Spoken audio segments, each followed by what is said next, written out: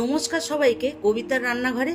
আজকে আমি আপনাদের করে দেখাচ্ছি কাঁকড়ার একটা নতুন রেসিপি, যা খুব অল্প সময়ে আপনারা বাড়িতে তৈরি করে নিতে পারবেন এবং খেতেও খুব ভালো হয়। চলুন তাহলে দেখে নিন রেসিপিটি। প্রথমে আমি এখানে 300 গ্রাম চিতি কাঁকড়া নিয়েছি। নিয়ে দাঁড়াগুলো কেটে সাইডটা কেটে ভালো করে ধুয়ে পরিষ্কার করে নিয়েছি।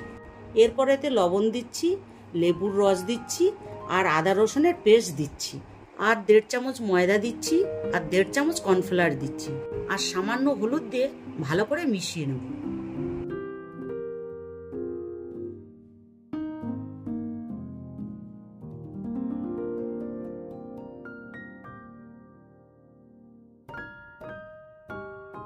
আর 2 চামচ সর্ষের তেল দেবো, দিয়ে আর একটু মিশিয়ে নেব।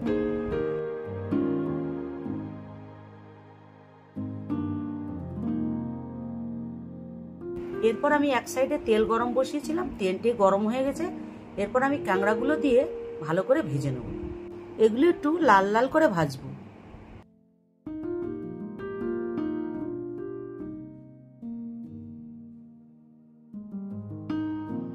কাঁকড়াগুলো ভাজা হয়ে গেছে, আমি তুলে নিচ্ছি। আপনারা ঠিক এরকম ভাবেই ভাজবেন। এইভাবে আমি সবগুলি ভেজে নেব।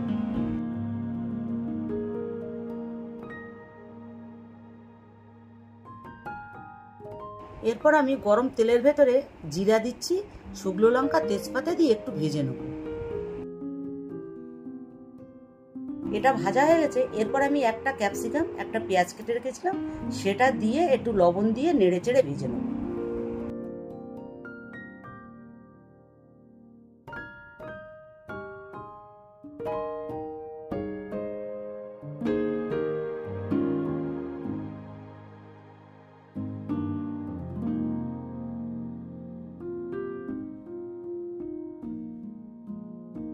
এটা ভাজা হয়ে গেছে। আর কয়েকটা কাঁচা লঙ্কা দিচ্ছি, আর আদা রসুনের পেস্ট দিচ্ছি। 1 চামচ জিরের গুঁড়ো দিচ্ছি, 1 চামচ ধনের গুঁড়ো দিচ্ছি, আর 1 চামচ রেড চিলি সস, আর 1 চামচ গ্রিন চিলি সস দিচ্ছি।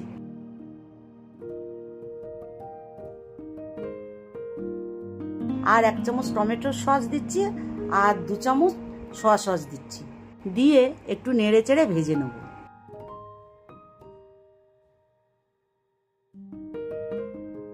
এরপর ভেজে রাখা কাঁকড়াগুলো দিয়ে আর একটু নেড়ে চেড়ে ভেজে নেব।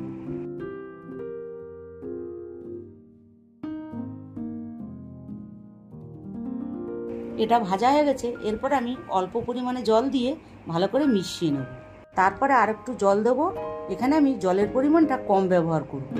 এটা বেশি ঝোল করব না, এটা একটু শুকনো মতন করব। এটা আমার 2 থেকে 3 মিনিটের মতন ফুটবে।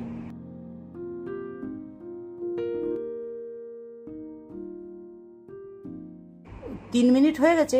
এরপর আমি 1 চামচ কর্নফ্লাওয়ার গুলে রেখেছিলাম, সেটা দিয়ে দিচ্ছি। দিয়ে এটা আমি ভালো করে নেড়ে চেড়ে নেব।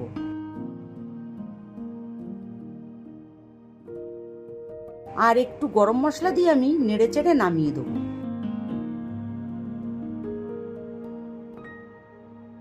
আপনারা এরকম ভাবে চিলি কাঁকড়া করে খেয়ে দেখবেন। ভালো লাগলে অবশ্যই লাইক, শেয়ার, কমেন্ট করবেন। এবং নতুন নতুন রেসিপি দেখতে পাওয়ার জন্য অবশ্যই আমার চ্যানেলটিকে সাবস্ক্রাইব করবেন।